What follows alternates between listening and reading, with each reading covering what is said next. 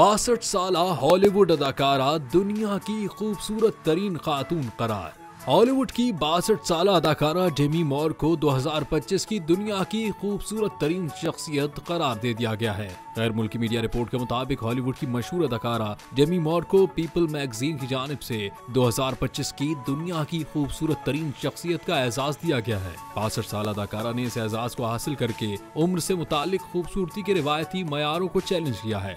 Demi मूर ने people magazine को दिए गए इंटरव्यू में उम्र रसीदगी, खूबसूरती और खुद को कबूल करने के बारे में खुलकर बात की। उन्होंने कहा कि वो अपने उम्र के मुताबिक अपने खुदुखाल की ज्यादा कद्र करती हैं और अगरचे कभी कभार आईने में खुद को देखकर उम्र रसीदा महसूस करती हैं, ताहम अपनी सेहत और फिटनेस पर तवज्जो मरकूज रखती हैं। उन्होंने अपनी जवानी के दौर को याद करते हुए कहा कि उस वक्त सिर्फ जिस्मानी खूबसूरती को अहमियत दी जाती थी, लेकिन अब वो सेहत, जहनी सुकून और जिंदगी के मयार को ज्यादा अहम समझती हैं।